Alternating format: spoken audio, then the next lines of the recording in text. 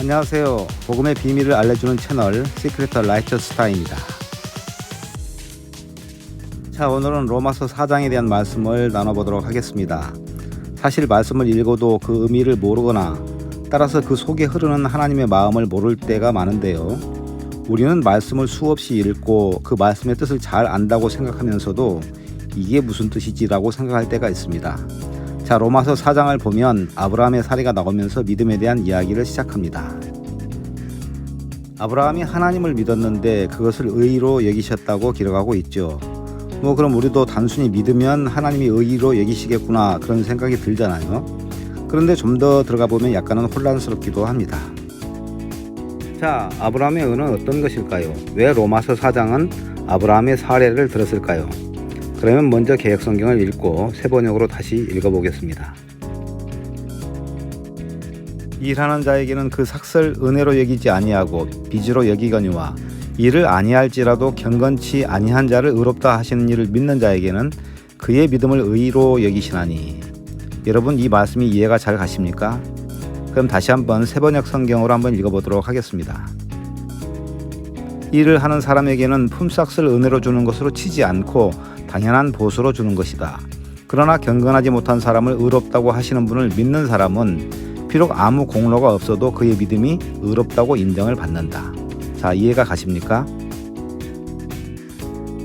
자, 그런데 여기 말씀에서 경건하지 못한 사람을 의롭다 이렇게 말씀하셨습니다.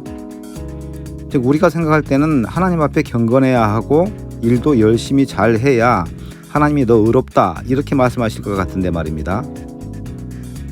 즉, 우리는 아무 공로가 없는데 하나님이 너 의롭다라는 겁니다. 좀 찔리죠. 조금 더 생각해보면 우리는 수많은 범죄를 저지르고 말할 수 없는 악을 행했는데도 너 의롭다라는 거예요. 이건 우리 생각과 같은 건가요? 아주 다르잖아요. 하나님 앞에 악을 행했으면 저주를 받든지 최소한 의롭다라고는 못할 것 같은데 말입니다. 자, 여기서 이 말씀을 하시기 전에 이해를 돕기 위해서 친절하게 아브라함을 소환하셨습니다. 아브라함이 하나님을 믿음에 도대체 아브라함이 하나님을 어떻게 믿었길래 의로 여기셨을까 한번 알아볼 필요가 있습니다. 그죠? 자, 창세기 15장을 보면 아브라함이 자식이 없을 때 하나님은 그에게 나타나셔서 후사를 하늘의 별과 같이 바다의 모래와 같이 주시겠다고 약속합니다. 그때 아브라함은 그 말씀을 믿었고 하나님은 그 믿음을 의로 여기셨다고 기록하고 있죠. 즉, 현실적으로 눈에는 아무 약속의 증거가 보이지 않았지만 말씀을 그대로 믿었던 것이고 그 믿음을 의로 여기셨다는 것입니다. 왜 아브라함이 믿음의 조상일까요? 아브라함도 실수를 많이 하고 이렇게 약속의 말씀도 믿었지만 그 약속이 금방 나타나지 않자 요종 하갈을 취해 이스마엘을 낳게 될 정도로 보이는 형편에 생각을 내주는 그런 사람이었는데 말입니다. 그런 후에 아브라함과 사라가 나이 많아서 정말 인간의 생각이나 보이는 형편, 경험, 상식, 의학적으로 이제는 도저히 불가능하다고 생각했을 때 하나님이 아들 이삭을 주신 거잖아요. 그래서 아브라함은 창세기 22장에서 아들 이삭을 제물로 달라 하시는 하나님의 말씀을 그대로 따른 것입니다.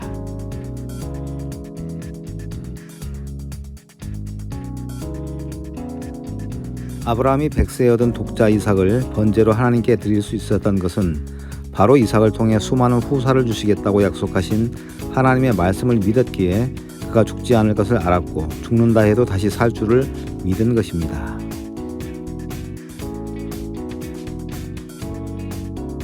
왜 그럼 로마서에서 아브라함을 소환하여 이야기를 시작했을까요?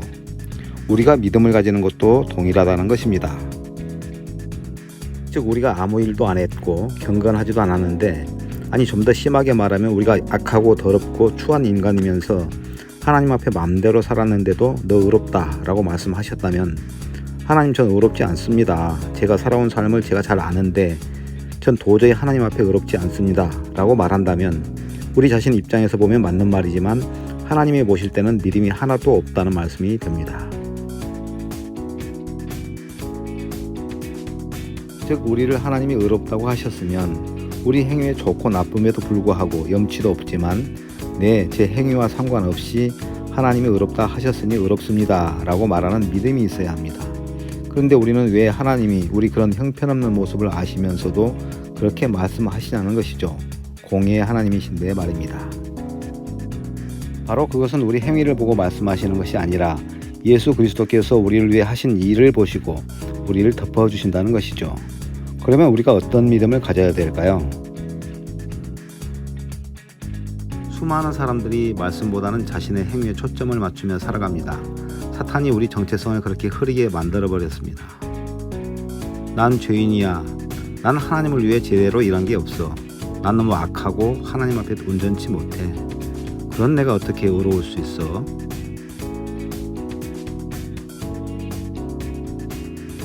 그런데 하나님은 그런 우리 행위를 보시고 의롭다 하지 않으시고 예수 그리스도를 보시고 우리를 의롭다 하셨기에 우리가 담대하게 의롭다고 믿고 말할 수 있어야 합니다.